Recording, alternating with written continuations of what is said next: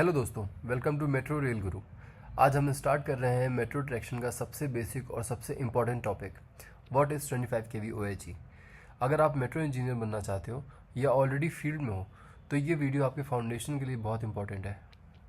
सबसे पहला सवाल, ट्रेन को पावर चाहिए क्यों?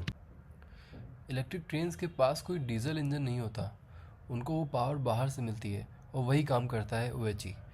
OHE ट्रेन को कंटिन्यूस हाई पावर देता है जिससे मेट्रो फास्ट एक्सेलरेट करती है और फ्रीक्वेंट सर्विसेज पॉसिबल होती हैं। OHE का फुल फॉर्म है ओवरहेड इलेक्ट्रिफिकेशन।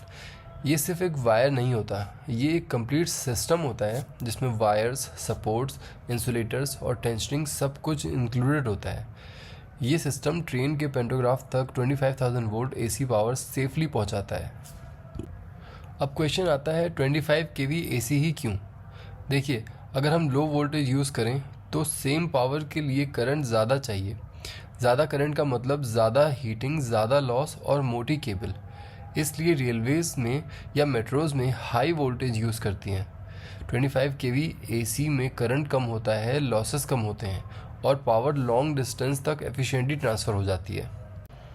OHE को समझने के लिए हम इसको दो पार्ट में तोड़ देते हैं। सपोर्ट स्ट्रक्चर जो वायर्स को होल्ड करता है और कंडक्टर सिस्टम जो एक्चुअल पावर कैरी करता है। अब एक एक करके दोनों को समझते हैं। सपोर्ट स्ट्रक्चर का बेस होता है मास्ट या पोर्टल। सिंगल या डबल ट्रैक में मास्ट यूज़ होता है और जहां बहुत सारे ट्रैक्स होते हैं जैसे यार्ड या डिपो, वहां पोर्टल यूज़ होता है। ये स्ट्रक्चर्स OHE को करेक्ट हाइट और पोजीशन में रखते हैं। मास्ट से वायर डायरेक्टली नहीं कनेक्ट होती है, बीच में होता है कैंटिलीवर असेंबली। ये एक एडजस्टेबल OHE आर्म होता है जो वायर को ट्रैक के सेंटर के ऊपर एग्जैक्ट पोजीशन में रखता है। कैंटिलीवर का अलाइनमेंट गलत हो गया तो पेंटोग्राफ का डैमेज होना गारंटी है। अब आते हैं कंडक्टर सिस्टम पर, यानी वो वायर्स जो एक्चुअली पावर कैरी करते हैं। इसमें मेनली दो वायर होते हैं, कैटेनरी वायर और कॉन्टैक्ट वायर। कैटेनरी वायर ऊपर होती है, ये कॉन्टैक्ट वायर को सपोर्ट करती है। कॉन्टैक्ट वायर नीचे होती है और पेंटोग्राफ इसी से पावर लेता है। पेंटोग्राफ कभी कैटेनरी वायर को टच नहीं करता। अब यहाँ हम ड्रॉपर देख रहे हैं। ऊपर वाली कैटेनरी वायर और नीचे वाली कॉन्टैक्ट वायर दोनों को कनेक्ट करने के लिए जो वर्टिकल वायर्स लगी होती हैं उन्हें ड्रॉपर बोलते हैं। नोटिस करिए, हर ड्रॉपर सेम लेंथ का नहीं है क्योंकि कैटेनरी नेचुरली सैग करती है, लेकिन हमें कॉन्टैक्ट वायर को ऑलमोस्ट लेवल रखना होता है। इसीलिए डिफरेंट लेंथ ड्रॉपर यूज़ किए जाते हैं ताकि पेंटोग्राफ को स्मूथ और कंटिन्यूस कॉन्टैक्ट मिले। देखिए, टेम्परेचर चेंज से वायर एक्सपैंड और कॉन्ट्रैक्ट करती है। इस प्रॉब्लम का सॉल्यूशन है ऑटो टेंशनिंग डिवाइस, जिसको हम शॉर्ट फॉर्म में ATD बोलते हैं। ATD वायर का टेंशन कांस्टेंट रखता है, चाहे गर्मी हो या सर्दी। हाई स्पीड मेट्रो के लिए ATD मैंडेटरी है। अब समझते हैं कि पावर ट्रेन तक कैसे पहुंचती है। सबसे पहले इलेक्ट्रिसिटी ग्रिड से RSS यानी रिसीविंग सब स्टेशन तक आती है।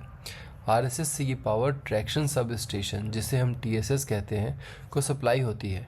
TSS से 25 kV AC power overhead equipment यानी OHE के थ्रू ट्रैक पर डिस्ट्रीब्यूट की जाती है। ट्रेन के पेंटोग्राफ जब कॉन्टैक्ट वायर को टच करता है तब करंट ट्रेन के ट्रैक्शन इक्विपमेंट में एंटर करता है।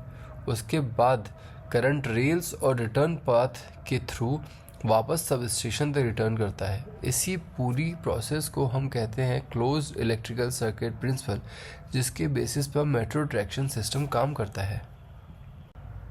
यहाँ एक बहुत इंपॉर्टेंट वार्निंग है। OHE सिस्टम में लगभग 25,000 वोल्ट का हाई वोल्टेज होता है। ये वोल्टेज जानलेवा हो सकता है बिना टच किए भी।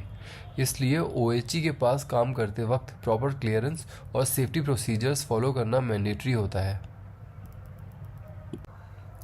तो आज हमने समझा OHE क्या होता है, 25 kV क्यों यूज़ होता है और इसका बेसिक स्ट्रक्चर क्या होता है। नेक्स्ट वीडियो में हम डिटेल में देखेंगे OHE के कंपोनेंट्स एक एक करके।